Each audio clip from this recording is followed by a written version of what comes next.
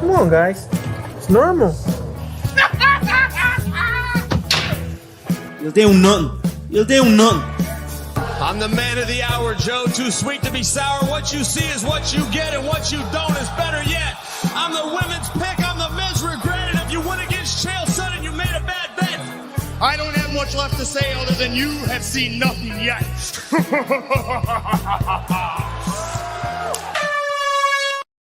What's happening, Fight Week Show fans, Fight Week Show people? Them we are back with another episode of Don't Stop Shakedown, and helping me do that this week is my boy Yao, and from making the walk, the new guest in the house, Antwin. How you doing, Antwin? You good?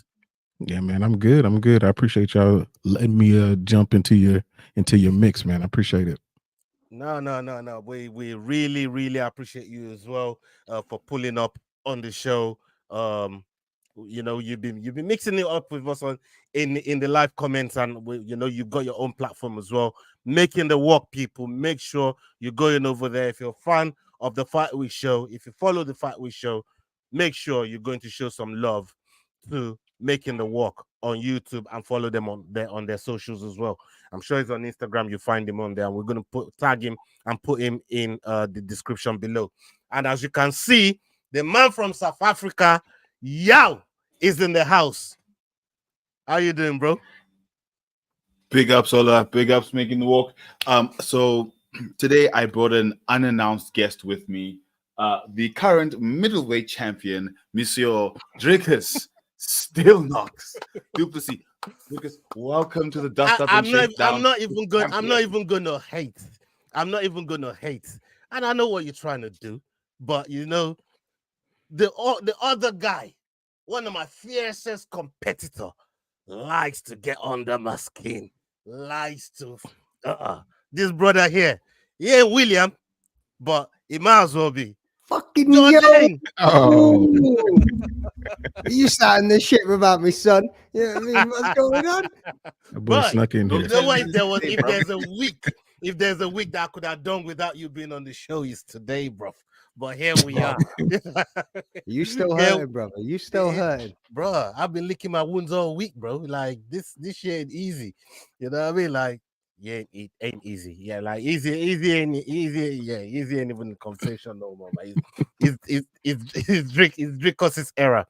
But look, Leroy's put some work together for us, and before we get on with that, I want to thank everybody that's in the chat, everybody that's watching live, whether you're watching on playback as well.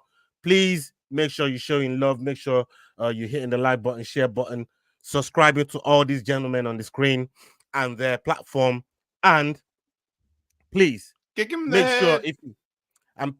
sure if you're watching on other platforms as well, jump on YouTube, come show some love on YouTube. That's where you're gonna really help every single one of us that's on here. You know what I mean? YouTube is where we really want to rack it up. And come show some love on YouTube and jump on YouTube, subscribe to the people. Leroy's put some wonderful work for us to talk about this week. And but before I go to all the topics, I personally want to get a recap from each one of you. I'm gonna come to you first, but Antwin, I want to come to you first. The recap of 305, which fights, other than the main event, because we'll talk about that as well, but which other fights on the card really piqued your interest and that you thought, you know what, I like this. This one got me going. Which other fights on the card? I would have to say the fight that really stood out to me outside of the main event, and it's not necessarily because of both fighters, but it's more because of one particular guy.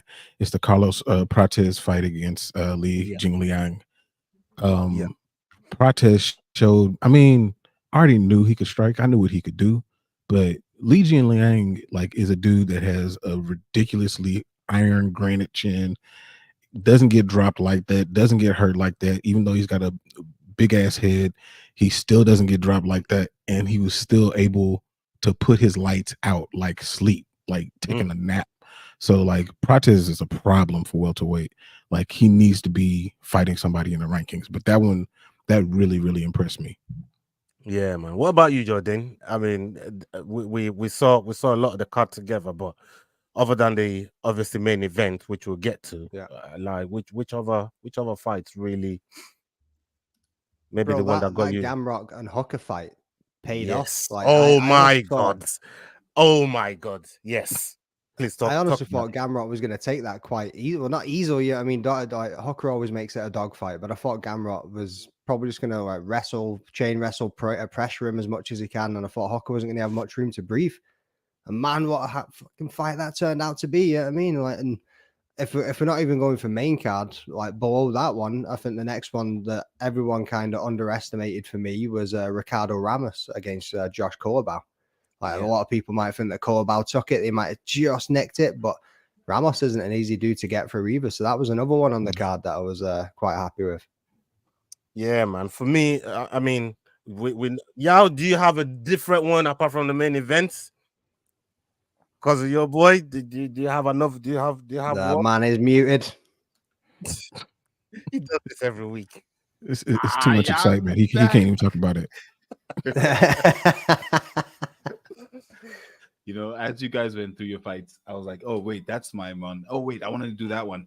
But with that said, the other fight I want to talk about is then Junior Taffa versus Walter Walker, mostly because of the post-fight engagement they had regarding Walter Walker then calling out Junior Taffa's brother, Justin, which is very interesting. So, yeah, there was quite a few interesting fights on this card. Yeah, I mean, the card was fantastic. Well, you know, the one for me is definitely Kai Kara France shot in the lights out on Erceg. Nobody really gave that a chance. Everybody was kind of pro Erceg going into the fight, and I was so glad for Kai Kara France delivering in the way that he did in that fight. So yeah, plenty to look at on that fight. But look, let's talk about the main event from you guys' perspective, because I was a nervous wreck watching that fight. I was like, I know you guys could see that I was pretty much like this the entire time. But McDane, let me come to you first. You saw this happen. You was the only one out of us all that made picks that picked Dricus, but I did not pick Dricus because I didn't want to pick Dricus. I had a situation, so I'm going to plead my case before you go into it and kill me with it. You know what I mean?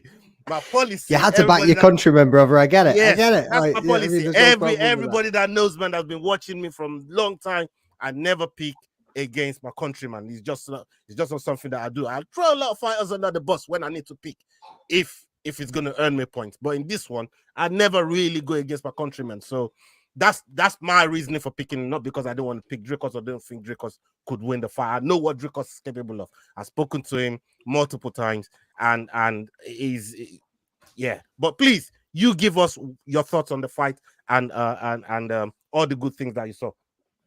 So it was that. So again, kind of what Gamrot did. What I thought Gamrot was going to do, is what I thought Dricus was going to do. I thought he was going to be very much like Sean Strickland. I thought he was going to push forward. I thought his pressure was going to be a bit too much. And if Izzy carried on trying to play the counter-striker game, that it was going to be a long night for him again, just like it was against Strickland. Izzy came out different, man. You got to give him his props. You know what I mean? He didn't sit back and just wait to be counter. He was pushing forward and he was trying to put the pressure onto Dricus. He even said himself after the fight too, he was like, there was moments where he had his momentum, but Dricus was really good at taking it away from him. And then he had to like reset and go, right, now I can come back at you. There was just moments in the fight where they were both excellent. You know what I mean? You've had some people say Dricus hasn't got any skills, hasn't got anything. He's just got that dog in him. When we were watching it live, I thought Dricus took the first one. It was the first one he went for the sub in the first round, did he? And I think so. He got the takedown, then he went for the sub in the first round. I think that nicked him that round because they were quite even. It was more of a feel out round in the first round. Second round, Dricus took it handedly. I thought that was his. Third round, he kind of took a round off. You know what I mean? I don't know whether that was gas and fatigue or whether it was just part of the game plan. Is let's just sit back and chill for a minute and move into the fourth and see where we go from there. Then to get the finish, like ain't nobody finishing Izzy like that. You know what I mean? Ain't nobody subbing him. Even Jan sat on his back for God knows how long and couldn't get the finish.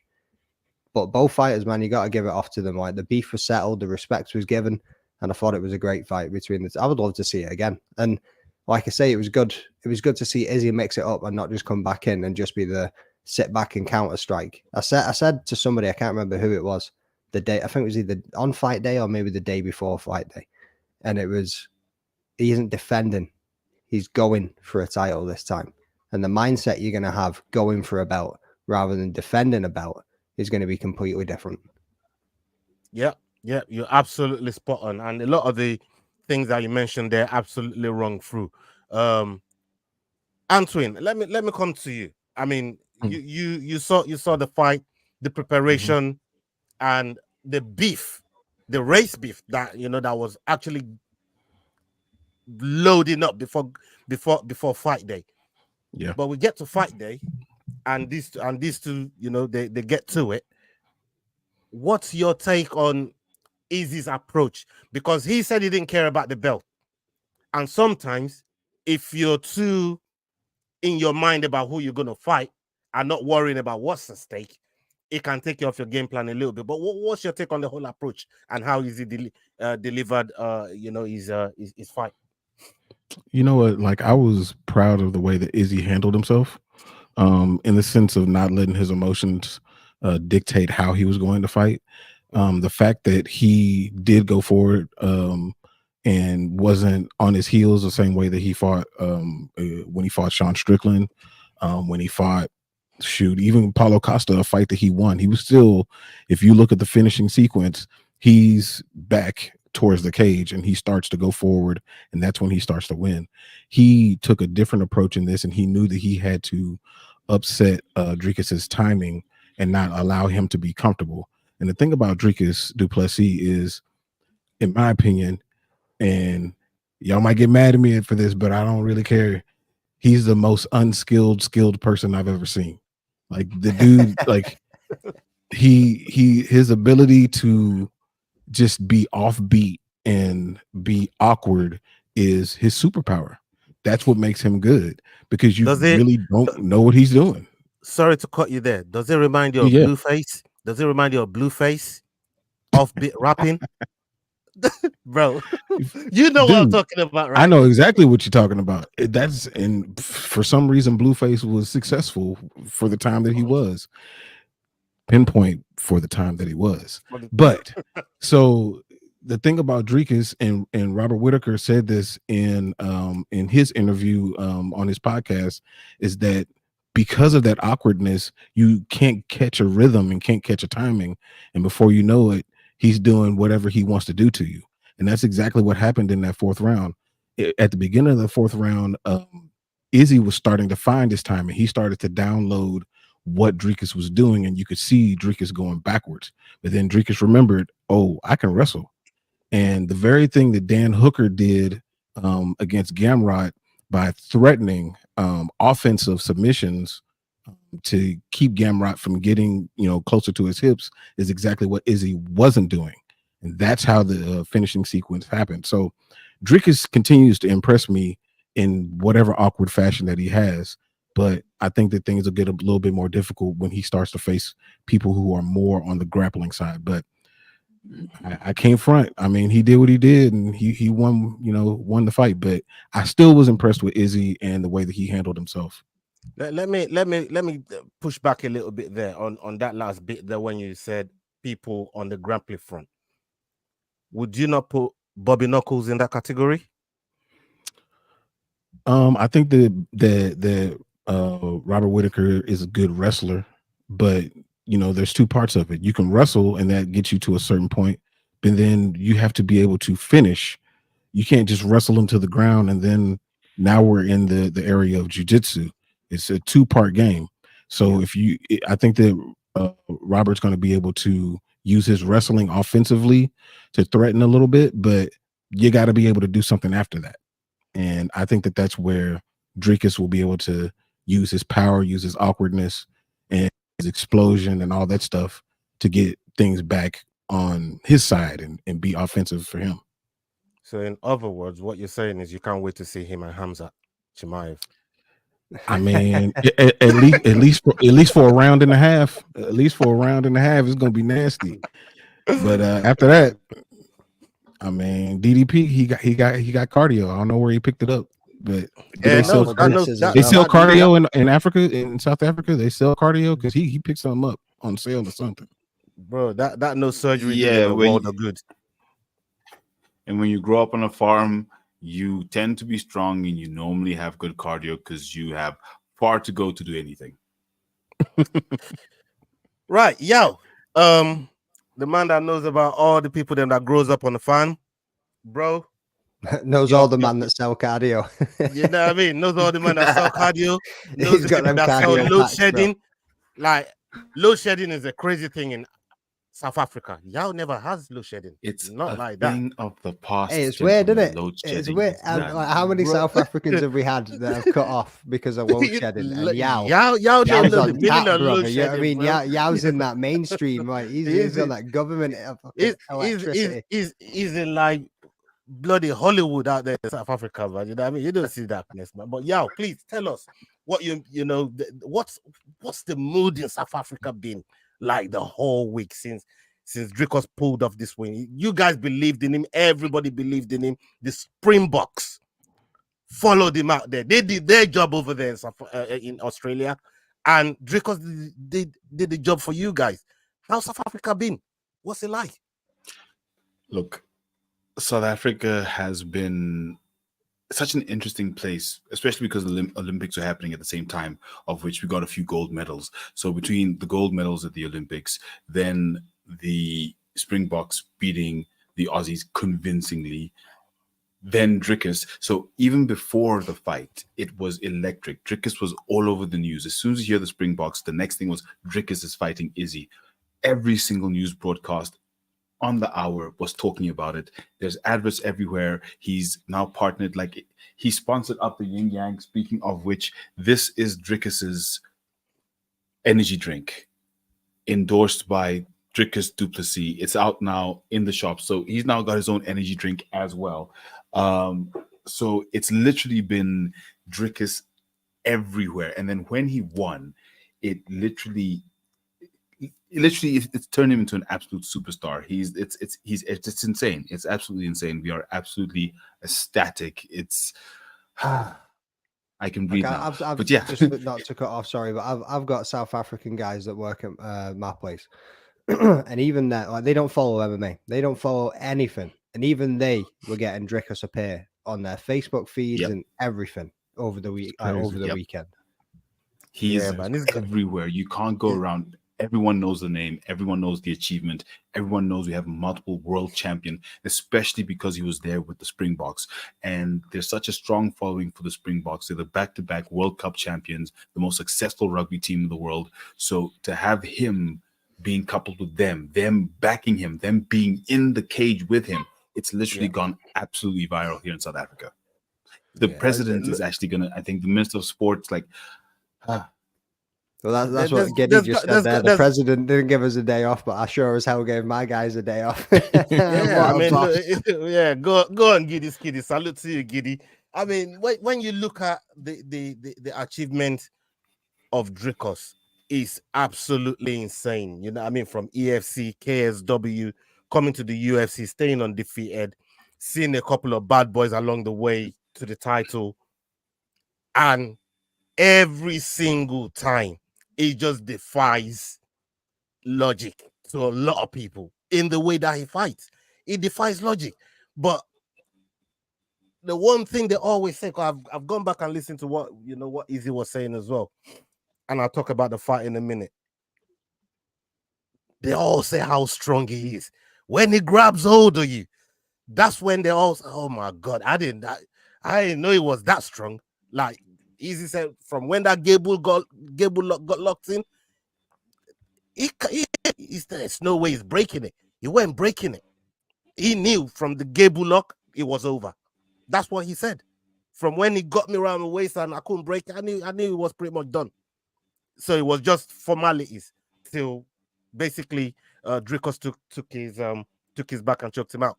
But for me, looking at the fight, I thought Izzy came with a decent enough strategy, and I thought he fought one of his better fights to date. Even the Pereira fight, it was kind of a little bit of moments in there. Pereira was kind of leading the dance. He was backing up into the cage, played the possum till he ended up, getting the knockout against Pereira.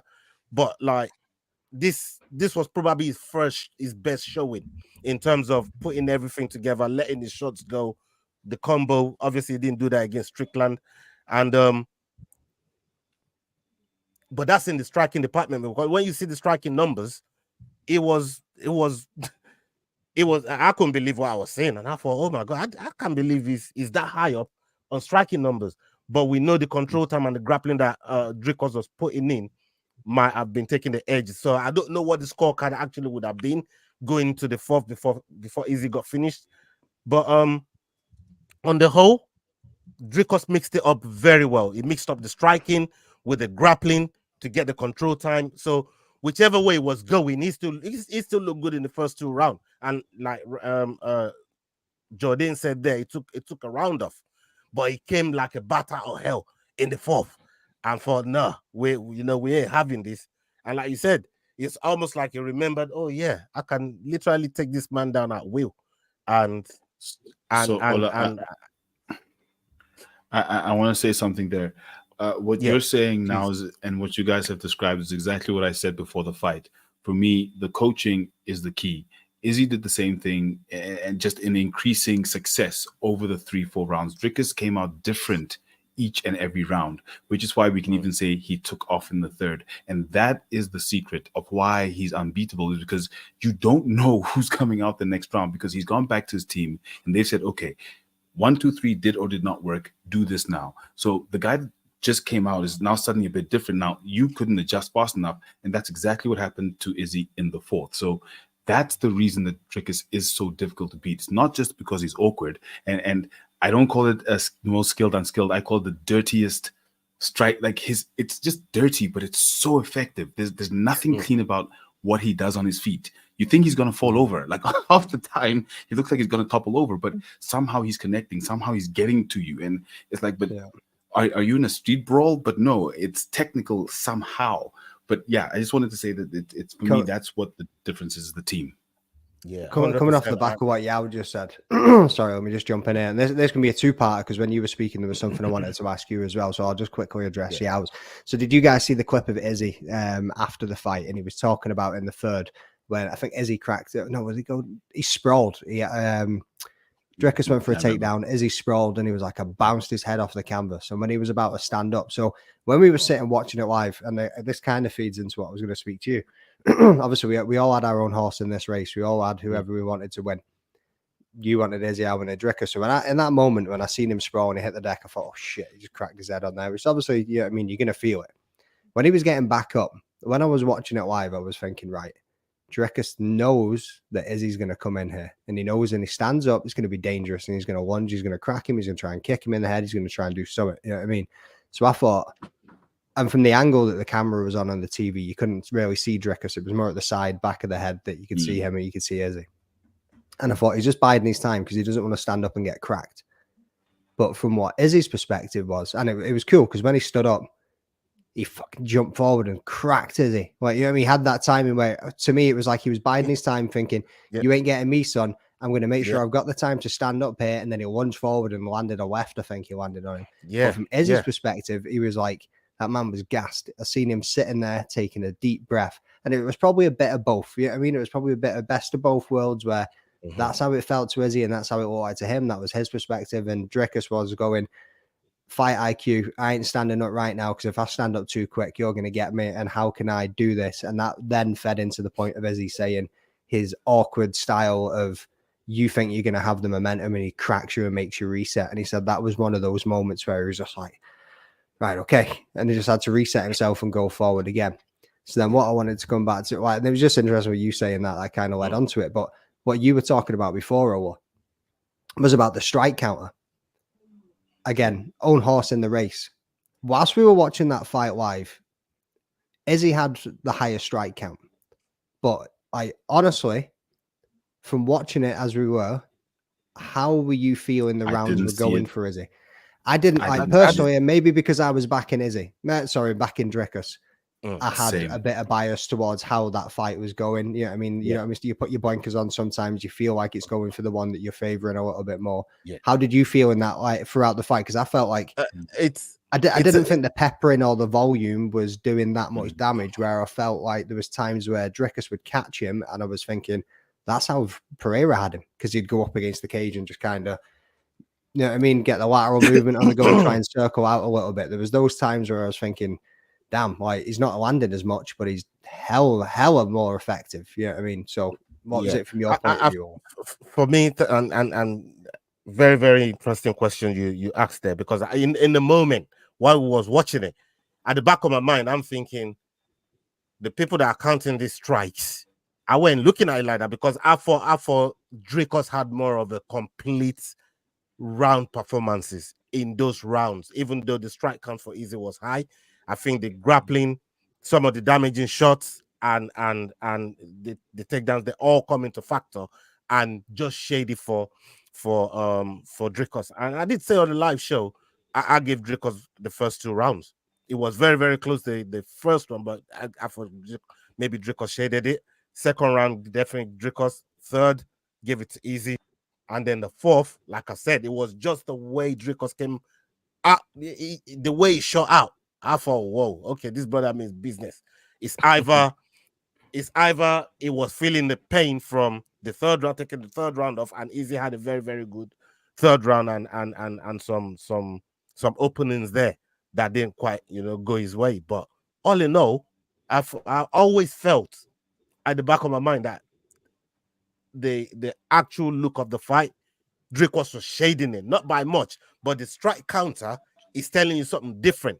But sometimes you could strike if your opponent has got a bit more control time in there, a bit more grappling in there, submission threats in there, and on top of that, put in a few strikes, it might just shade you out of the round. So I was kind of looking at the overall picture rather than just the strike count. But the strike count did kind of, I don't know what Antoine thinks, when that was going on. I mean, I had a 2-1 going into the fourth. And I agree. I mean, it's the equivalent of Izzy was touching him, but Dricus was hitting him. Right. That's really what it comes down to. Izzy was finding pockets to be successful, but it wasn't really doing anything to take away from what Dricus wanted to do. And what I learned more about Dricus was that he has 2 things that go for him, and that's him being smart and him being aware. He's very smart. And to Yao's point of him being able to change between rounds, he's smart and he's aware of when he needs to do that, and he listens to his coaches. It seems very simple, but there's so many fighters in the UFC that don't do that, and they look back at the fights and they're like, I wish I would have done. But Dricus doesn't do that. He did what he thought he was going to do, and he listened to his coaches to do what he or what they wanted to accomplish, and it worked. Yeah, I mean, look, Team CIT, they're crazy out there. You know what I mean? In South Africa, that gym, the full of champions. They're full of champions. Shout out to Coach Mon Weiser, and congratulations to his brother. Just had a baby as well. You know what I mean? So we saw them posting. So a lot of things to celebrate over there, Team CIT. The people like Cameron Simon and his teammate Dricus Du Plessis, they're all going to be celebrating, all going to be happy, and even more motivation for people like Diego Bandu that's also in that gym as well. And there's plethoras of fighters out there in that gym. They do fantastic work. But fellas, what's next for Dricus in terms of this Bobby Knuckles fight that's not pending with Chimaev? We know that fight's not going ahead. And they not promised Strickland that he was going to fight the winner of Izzy and Dricus. Like that's not kind of up in the air. Bobby Knuckles and Hamza again. Chimaev. Yeah, it's not going ahead again. No, it's going ahead. No, it's going ahead. Yeah, it's happening.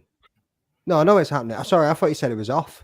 No. I said it is going ahead. I said sorry. It's now going ahead. Sorry, right. I thought you said it was off again. I was no. What? No.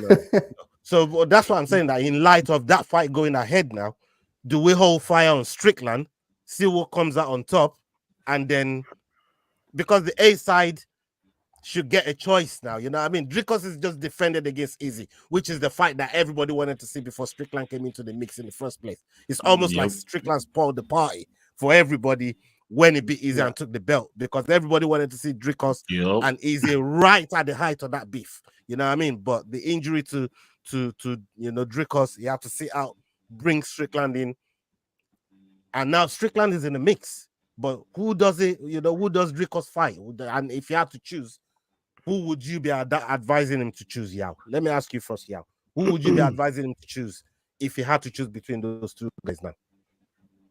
Look, I'll say Strickland, simply because with where he is in his career, what he's done, the only other fight he's got is Alex Pereira. So I say fight Strickland, prove that February was not a fluke, prove that split decision was not. It was just one of those things. It was a close fight. It was just one of those things. It was a close fight. But I am the best in the world, because that's what he says he wants to do, is to prove that he's the best in the world. So I would say fight Strickland, go for the second fight with him, and then after that you can call for whatever and whoever you want. But at that point, you've cleared out the division. Sure, you can fight Bobby or Chimaev, but you can literally just pass on both of them and just kind of wait until there's another contender, or until Chimaev fights someone else. So I think if he fights Strickland, the world is his oyster. He can do whatever he wants and call for whichever fight that he wants. Not yet anywhere close to the best conversation, obviously, but well on his way. McDane, how do you see it? Because I know you like Chimaev, you know what I mean, and he's got some really, really strong attributes as a fighter, as an athlete, especially when he's in there. When he's in there, different kettle of fish. Would if he was in Dricus's camp, who would you be looking to for Dricus to face, in your opinion? Depends how long he wants to wait, doesn't it? You know what I mean? It depends if he wants to stay active or if he wants to just take some time off for a little bit and see where it goes and see how a couple of these fights play out. But I don't know. It's a tough one. It depends. I think Bobby Knuckles is going to smash Chimaev. So it's. I think he'll survive that first round. And hey, we've already discussed this before, so don't act like no fool, son. Like, we've already been through this. You know what I mean? Don't sit there and start tripping, like. You know what I mean? We've done this. We've done this. Right? You asked me if I wanted to put money on it, and I said no because I'm with Bobby Knuckles all day. Like, but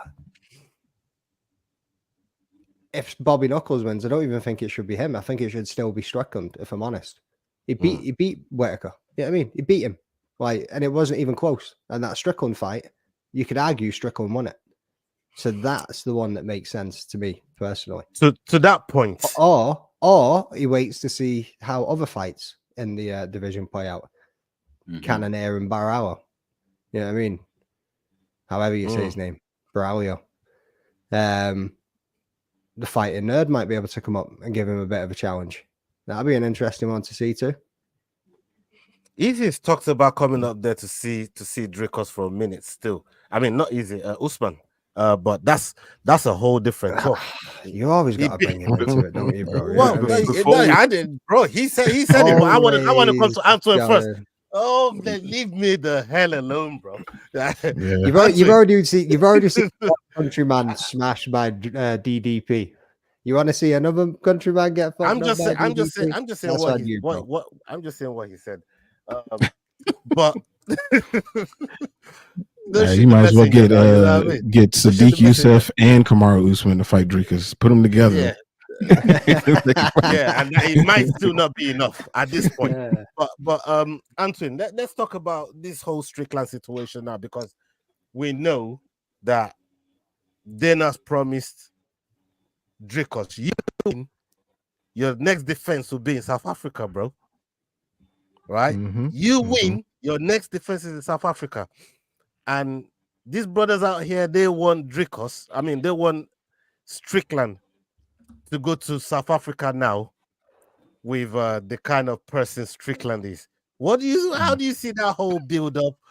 The things that are going to come out of Strickland's mouth, and He's already talking about apartheid and Wharton and all Yeah, this you other saw the crazy comments, shit. mate. Like, Yeah. this guy is crazy, bro. But talk to me, Yeah, Anthony. he is. I mean, it's gonna be a bunch of bullshit. Y'all already know. I mean, he's but Strickland that's the fight, man. That's the fight. I think that Robert Whitaker and Chimaev, like, they're gonna do what they're gonna do, but let's say Chimaev wins. Who knows when that fight's gonna be or where that fight can be? That's a problem. If Bobby Knuckles wins, then that's just a rematch that we saw a conclusive finish to. So do we want to see that again? Strickland and DDP. It's funny that we even brought this up. Me and my wife, actually, she's in the chat. We did a Salute to your wife. Big up. Yeah, we did an episode on rewatchable on that, because going into rewatching it, we were like, man, I think Sean won that fight. We watched it and was like, no, that was actually clearly a DDP win. So I think that would be something that he can put a stamp on, like they said in the chat. And it's a big money fight. It's probably the biggest money fight that he can have in the division. I am against him fighting Alex Pereira. I think that Alex has work to do where he is, and DDP has work to do where he is. But I think that the fight to make is Sean Strickland, and then let the division shake out where it is. And like you mentioned, Jared Cannonier is fighting Barajo this week, and who knows, Barajo may be a fresh challenger if he gets things done against Cannonier. But I think Dricus deserves some time off after fighting Strickland, and then just let the division shake out. There's some other stuff going on. I mean, we got Marvin Vettori, Brendan Allen. They're fighting, at the casino. So there's a whole bunch of stuff that's happening in the division. Just let the division shake out. A new challenger will come up, but don't leave the division. Don't even keep doing that stuff. Like, I'm tired of seeing it, because it's making the champ thing watered down. So just stay where you are, build up a championship reign, and then worry about going to other divisions. 100%.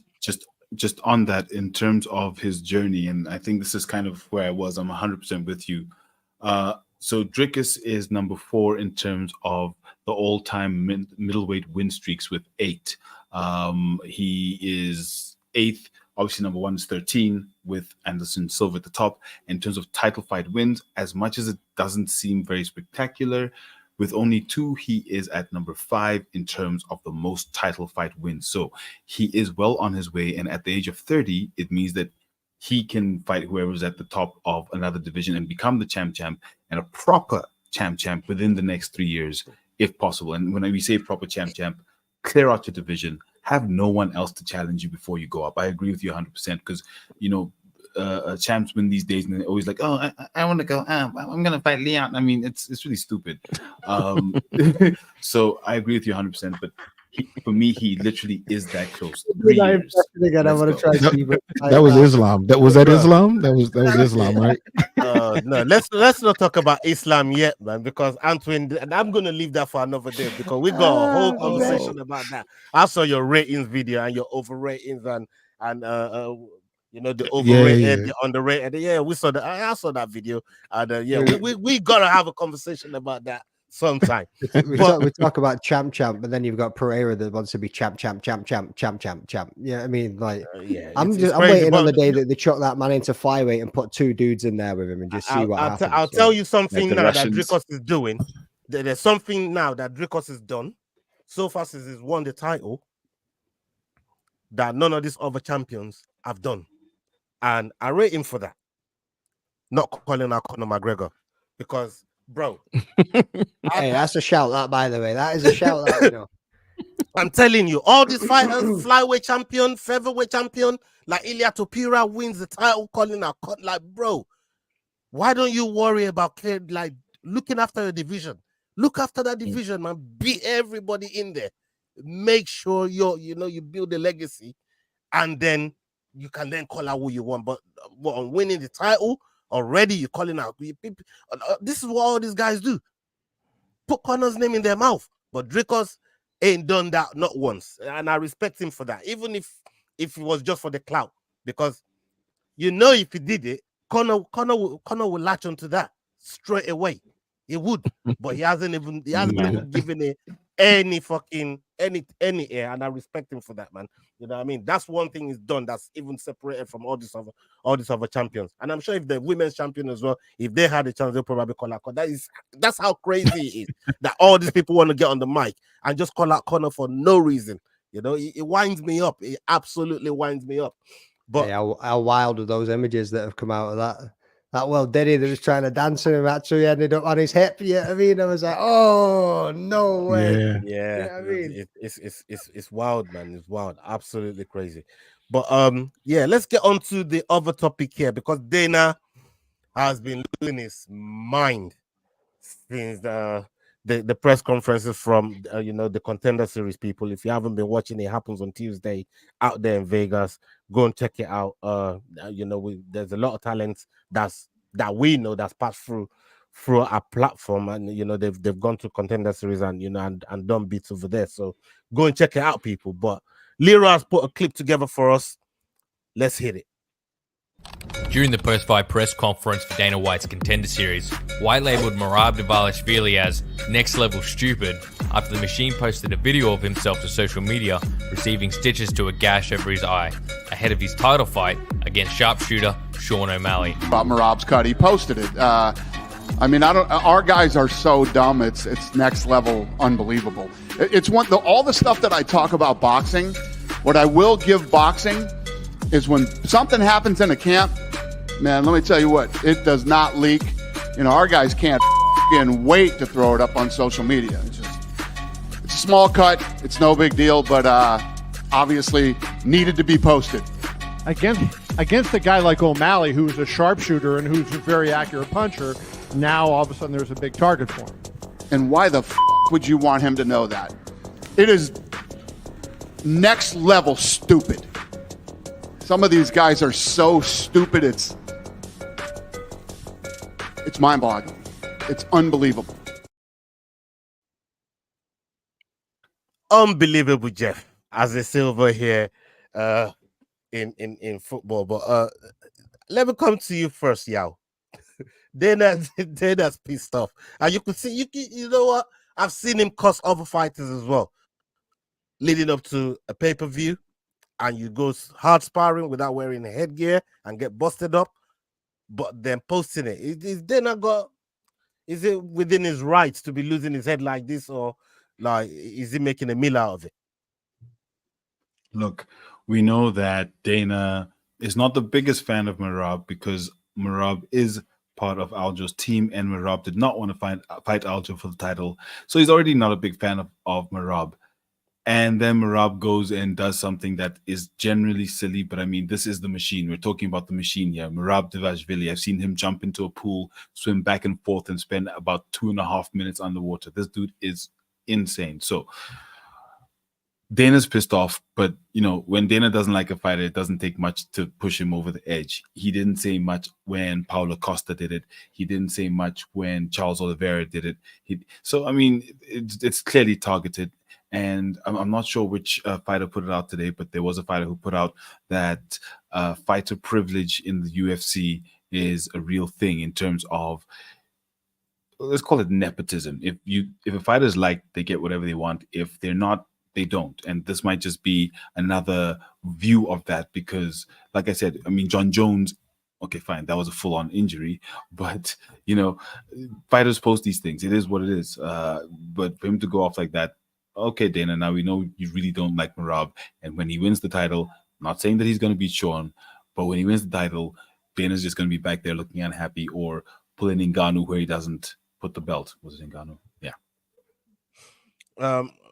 Antoine, like Yao just said, Dana don't like Merab for a certain reason that we all know of. At one point, even I was hating on Merab.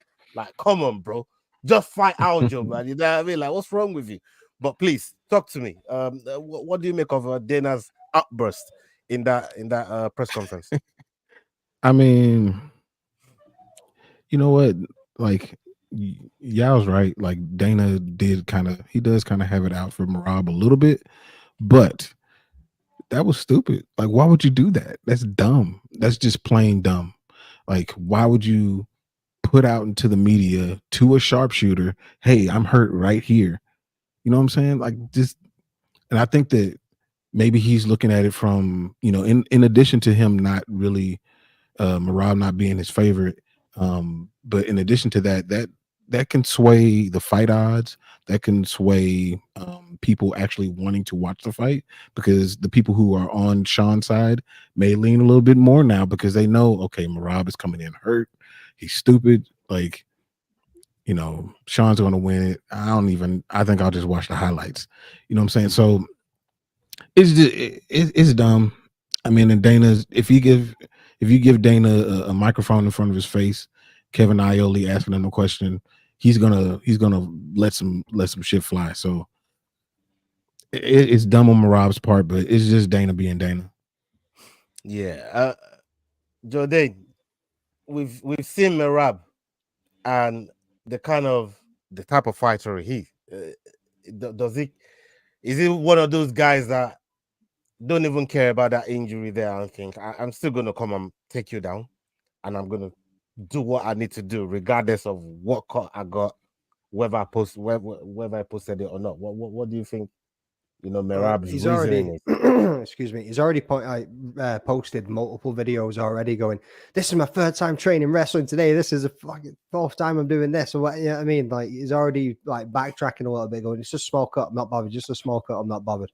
But I do agree with Dana. Like why and what Anthony said there. Like, why would you put it out there? Like why would you even go? Yo, here's a big target. Split this sucker open and see what you can do. You know what I mean? Like. Because even though he's saying it's a small cut, when you've seen the video and the nurse, doctor, whatever it was, peeled that thing open, have a deep, son. Like they ain't putting stitches in for no reason. You know what I mean? Like you can peel that open, but like, damn, if that gets cracked, it's gonna just pop. It's gonna be like Nate Diaz. Maybe it's you know mind games. Gushing. I'll tell you, we'll be happy about that. They're gonna be able to see his mind. Is what's gonna happen. I thought Cutman Tate is going to have a field day with him if he's on duty that day. You know? Tate already he's going to have a field day with him. Tate's already got the Vaseline on his fingers. He's ready to go. He's ready to load it up, man. You know what I mean? But look, Merab for me is just one of those guys. He's mental. That guy's crazy, and I don't know why on earth it would show.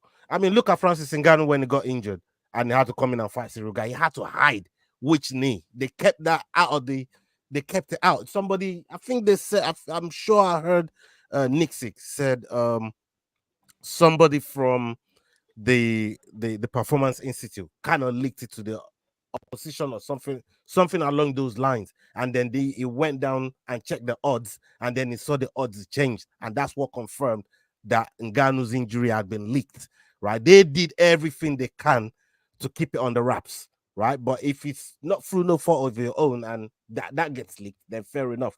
But if you're the one that's leaking your shit, showing the doctors which knee is fucked, showing the, you know what I mean, and posting on your social media, you know, that's crazy to me, you know what I mean? And even Ngannou have to come in with 2 knee braces just to confuse Cyril Gane. Like, yeah, you try and figure out which knee is fucked, you know what I mean? In mini money mode, that shit. I see where it gets you, you know? Mini money mode. Takedown, son, was expected. Yeah, man, Francis Nomagomedov, bro. What are you talking about? You know what I mean? No, it's crazy. It's crazy. I don't know why Merab would do that, but your UFC Noche is coming up, and Dana's probably pissed because of how much money is already charged people, $3,000. You know what I mean, to go and watch that fight. And, we 3 weeks away from that now. Yeah, and all of a sudden the main event looks like it's about to get touched. So Dana's incensed that this brother is messing around, posting that shit on social media, man. It's crazy. But we've got another clip from Leroy, and I just wanted to get your take on this other clip, and then there's one more topic that I need to talk to you about once that clip is we've spoken about that clip. Let's hit that clip. Let's go.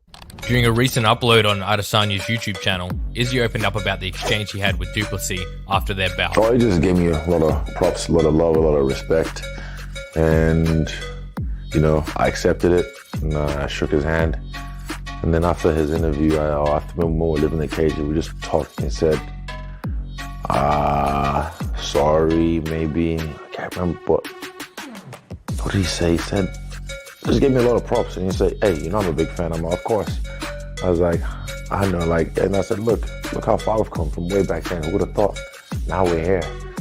And we're like, yeah. And then we hugged. And I said, look, I respect you. I appreciate you. And I said, like, if I see you again, I'll see you again. I'm going to try and He's like, I'm going to try and you too. Oh, yeah, that was nice. I didn't even think of it. I was like, hey, I thought that was sweet. That was nice in the moment. I don't know. I didn't even think about it. I was like, hey. And just smiled and we just hugged. Du Plessis also shared a heartfelt moment with Adesanya and with Izzy's parents. I have another one. I know you're on the longest. I just told you so. I'll get you one. This one's from the market. Yeah, I'll put it on. Thank you. I know you see the one that comes out of the lands and 5 words from the lands. That's a reminder. Thanks so much. That's nice one. Enjoy. Have a good one. Enjoy celebrations. Let's go, boys. Respect. African champion. Of course, man. Yeah, inspiring. Appreciate you doing it. Because. Thank you. I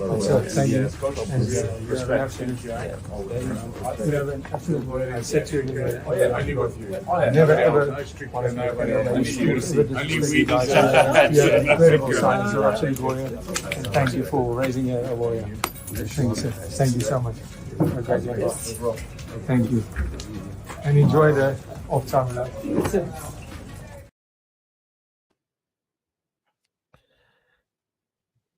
Right, people. This is one of the moments that we don't often see so much in the sport. But when we see things like this, it kind of shows why we're all like MMA fans, you know what I mean? Because it don't matter how crazy the build up is, at the end when you see respect like that, it's always beautiful to see. Antoine, let me come to you first. I mean, just seeing that moment with Izzy's parents and Dricus with all the crazy shit that gone on, how beautiful is that to see? Yeah, no, I definitely love to see that. I mean, I like when things escalate to a point, but I like when it's able to be settled in the cage, and then afterwards it's a done deal, and everybody goes back and has respect. Because when you're in there, even not even just in the cage, if you fight somebody on the street, and you're in there and you're mixing it up with them, you're gonna leave with a little bit of respect for them, for even just getting in there with you. And this is at the highest level with all these things on the line. They are going to leave with respect for each other. And so for Dricus to obviously what he said bothered Izzy, and he said what he said in the cage, and then afterwards he was a man and went to his parents and said something to them as well. So like, I mean, I love that level of respect after the fight. So yeah, it's nothing but good stuff after that. Magdalene, what do you take from all of that, especially both of their interaction before Izzy's mom called Dricus, that interaction with Izzy and Dricus? Man, it was great to see, like you said there. I mean, absolutely love to see it, and it's what martial arts is all about. It's all about love, respect, and honor. At the end of the day, I mean, we get caught up sometimes in all this smack talk. We get caught up in the press conferences. We get caught up in the build-up of fights. And we even said before this fight even started, all the race baiting and everything that they'd done to try and hype the fight up wasn't necessary. Like, we didn't need that for this fight. You know what I mean? It was ridiculous. Like, they used a card and they played it, which wasn't needed at all. I know Dricus may have said some things, as he may have got in the cage after a few too many and started talking about like the 23 and me or whatever it was. You know, like all of that stuff. Like, and again, it's the fight game, it's the business, it's how to build these things up. You know what I mean? There was a few bombs dropped here and there, but none of it was needed at the end of the day. And once the fight was all said and done, it was all love. And you know what I mean? Like, to see that with the parents too, because obviously Izzy, like, everyone made fun of it. He got upset. He had a few tears during the press conference as well. But to see Dricus go up to his parents and say what meant no disrespect at all, things were said that were said. You know what I mean? And thank you for raising a warrior. Like, what more do you want at the end of the day? Yeah, Yao.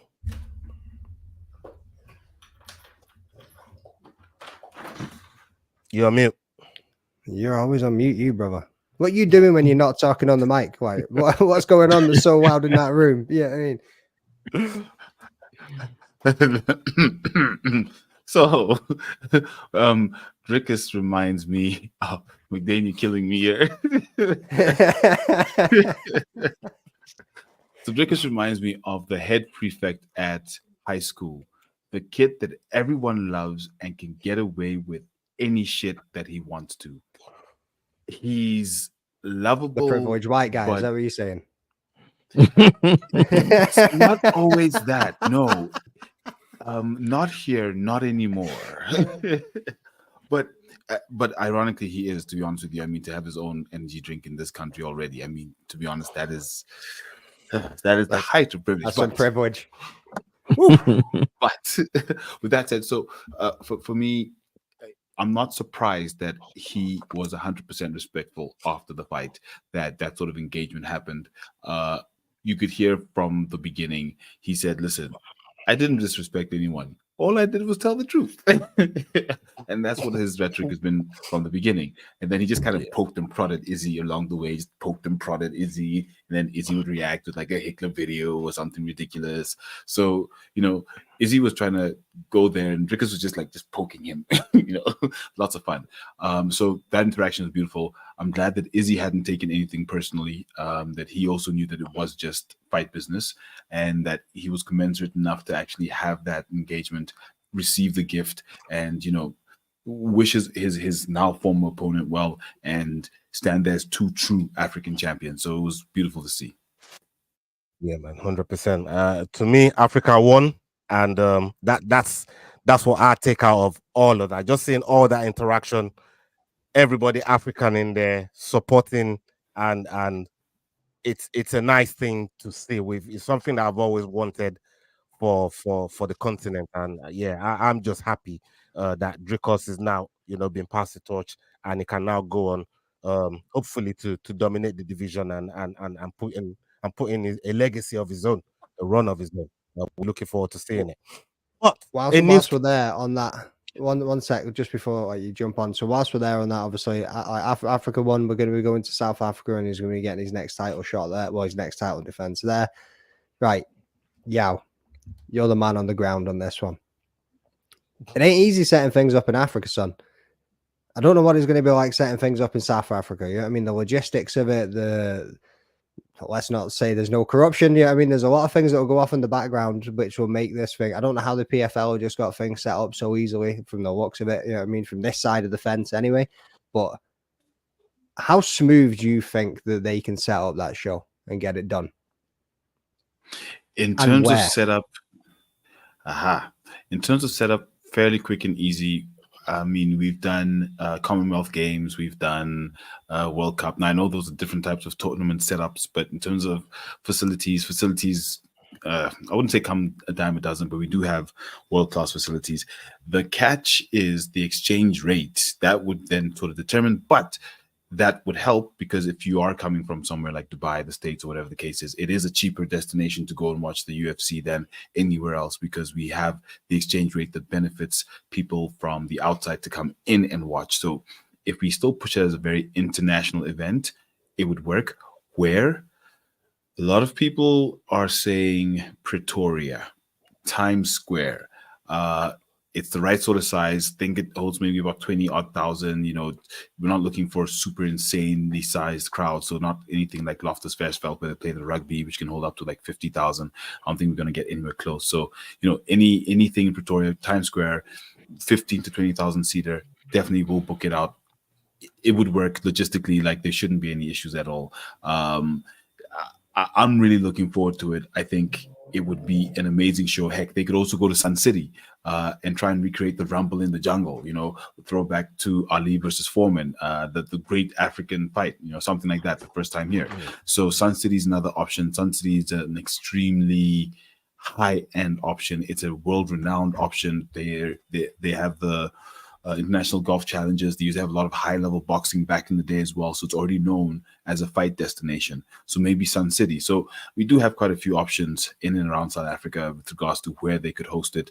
And in terms of the income, like I said, a lot of international people will still fly in because South Africa is a cheaper destination for something like the UFC. 100%. I mean, for me, I think it's more the locals that I'm thinking about in terms of like, you know, I've been able to afford tickets and be able to go and watch live, but there are people out there with there are people out there with deep pockets, and they'll pay for those tickets. But for me, I think it's more going to benefit the fighters that are already on the roster on the EFC, and we know quite a few of them, and I think it's a really good opportunity that, and it's something that they've all been talking about. We've spoken to Adrian Sanchez so many times, people like Blammy, you know, the Black Panther, Gift Walker, they've all said, you know, the UFC coming to South Africa is something that now gives them a platform to perform in front of Dana, because a lot of these guys want to fight in the UFC and follow in the footsteps of Dricus, right? They all want to fight in the UFC. The one important name. You left out one name, the one important name. Iga Smiley Cabeza will finally be put in front of a UFC crowd. 100%. Iga Smiley Cabeza for real. You know, these guys will finally be able to perform in front of Dana White. So I think it's a big thing and a big opportunity for those guys to you know, to grab and maybe off the back of it, you know, some of them might get a contract into going to the UFC. Only time will tell. We'll and see. you know what? And please. What's interesting about the EFC, like in relation to the states, like when we first started our channel, we were looking at other organizations to look at and cover and things like that. And the EFC came on the radar because of Dricus. And I was looking for fights, and I was like, man, it is hard to watch fights in the States. Like, it's super hard for us to catch them. And so, like, that's a major obstacle that could be cleared if they are able to establish a fight down there. So I would really be looking forward to it. Yeah, man, 100%, man. You're right about that one. The news came out today. Well, I clocked it today, and it's the last topic we're going to talk about before we get out of here. Just wanted you guys to chime in real quick. John Jones, your boy, Jordan, has said he don't intend to fight nobody when he don't fight his Stipe. What you think when you're hearing this, and what does that mean for Aspinall? Because in my apology, everybody saw my apology is still out there on my page. Go see it. I see him as the undisputed champion, anyways, right? But now that John Jones is now come back, don't make me pull your apology.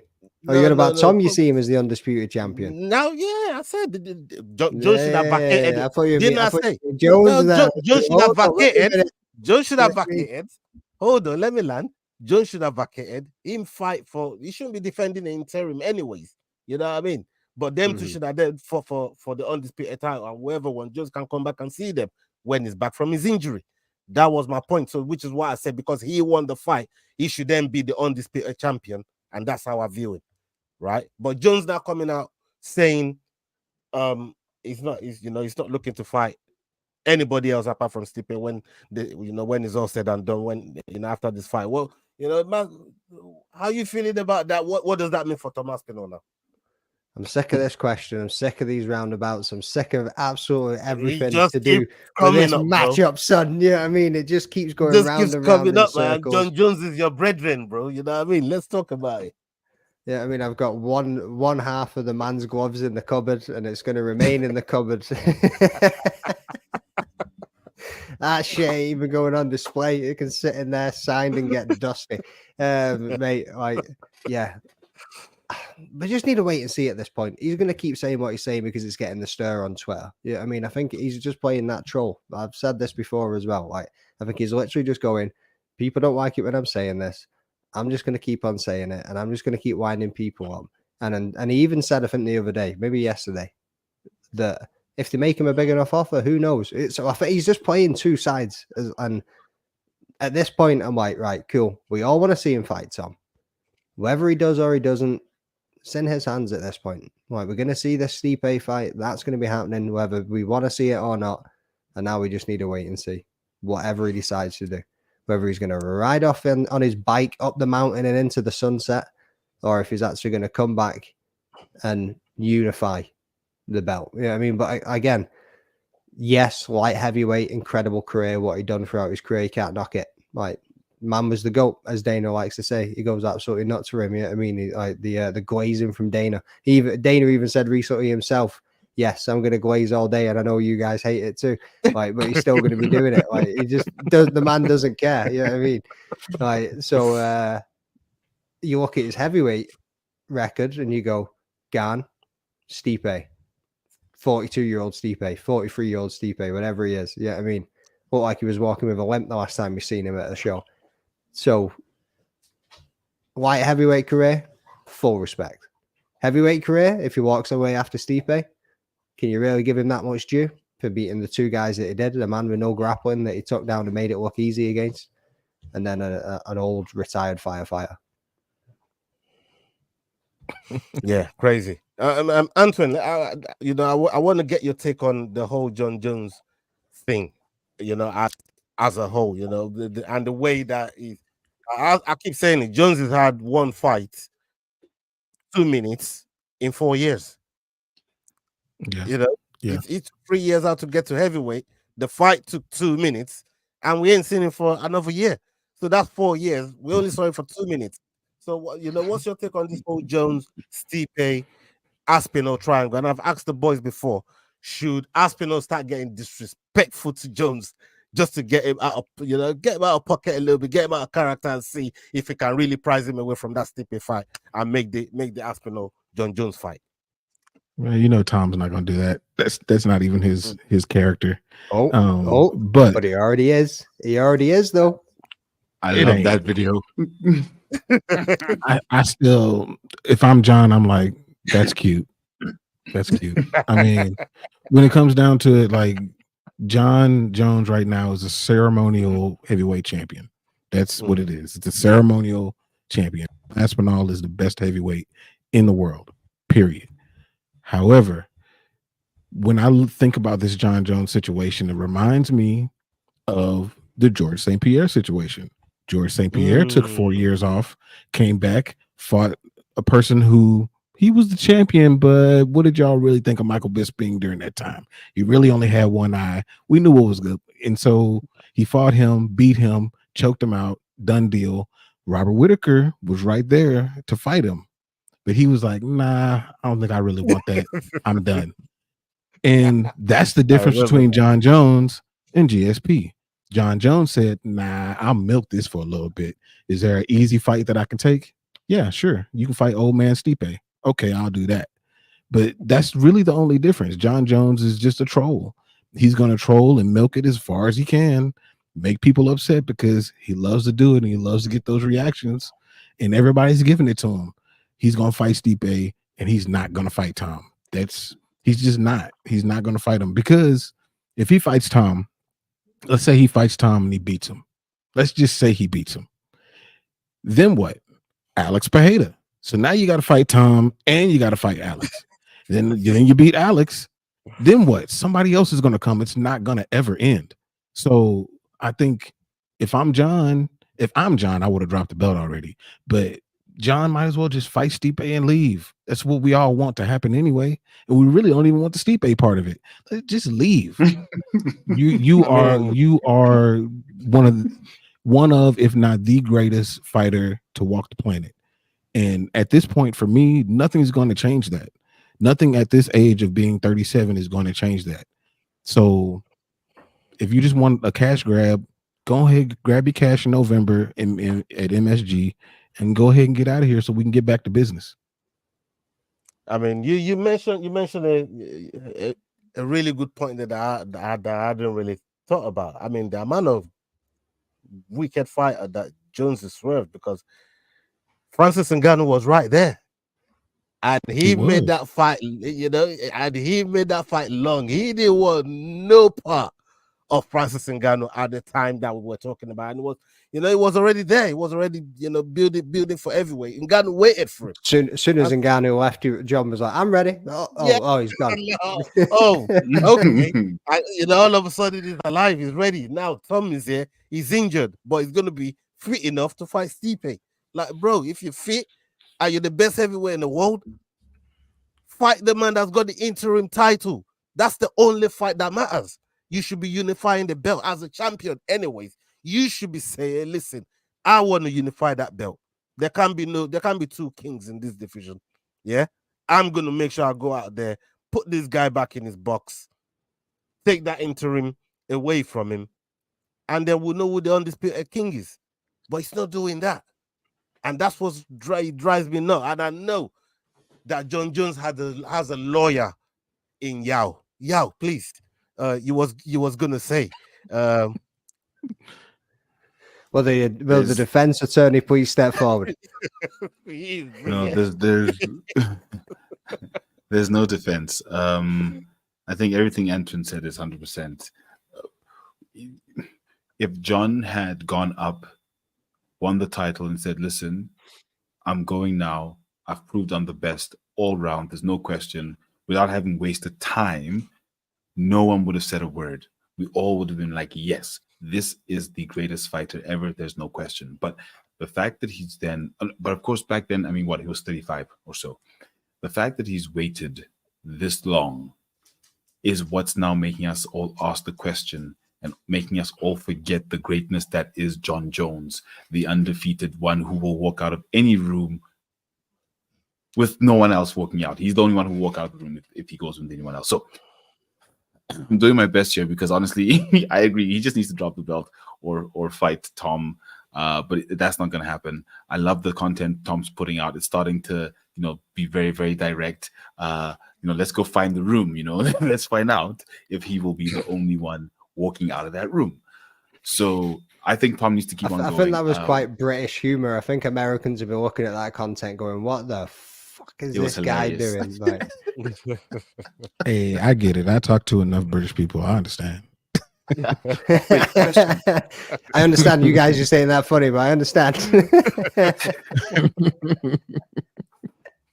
So wait, Tom now has one win, and if he beats whoever, he's won the interim and then he's defended the interim. Does that count as as a win in a title defense, or does he have to unify before it counts? It should be a title defense because the guy he fought ain't no schmuck, and we know that.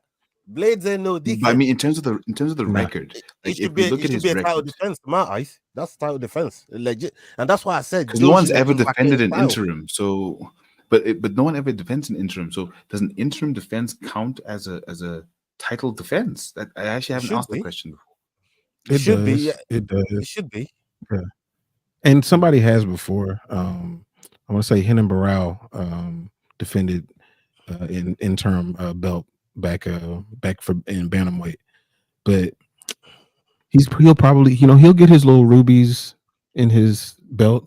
They might be cubic. Well. They'll be there. He'll get some. Think he gets pay-per-view points as well? Yeah. Oh yeah. There's got to be a deal in there with that already. Yeah. So to me, that should be a title defense. That should be a title fight, like undisputed title fight. That belt should have been vacated. And I still wish that was the main event of that 304 card. I really do. Like, seeing because you knew it was going to happen. Like, I knew it was going to happen soon. Like, so for him to go in there and get the finish, and then to see the 5-round fight we seen of Leon and Bilal was just.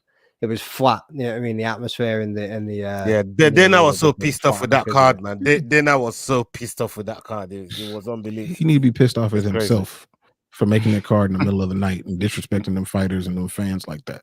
That's his fault. Mm-hmm. Yeah. You know what? You're right about that, but they tried to bring that actual point up, and he shut it down. It's like, so what? Basically, that was Dana's answer. You know what I mean? So what? Who cares? Yeah. Who the fuck cares? I think that's exactly what he said. So then that would be Dana. People, thank you so much for hanging with us.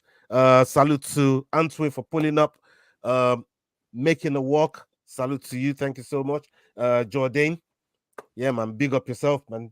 Big week we just had. I'm looking forward to the Noche card now because there's some really good fights that I'm looking forward to on there. Yao, South Africa's buzzing. Kick him in the head. South Africa's buzzing. You know what I mean? You lot probably going to get a Dricus named holiday very, very soon. And Probably. This man's looking for a sponsor. Are you getting paid for this? Yeah, no, yeah, sitting there like this is me fishing for a sponsor. Yeah. Toucan Danny's been sitting there like all night. You know what I mean? Like, yo, yeah, man, yo, get I your got the money, green bro. and the pink, son. Get the bag. This you know one what I mean? tastes good. That one tastes like. Like ass, like see, straight you up just ass lost the shit. sponsorship. You just lost killed it. your sponsorship right there. Yeah, unbelievable, yeah. Let me get you out of here before you kill anything else. People, up onto the next video. Hasta la vista. Salute, love, peace. The Fight Week Show.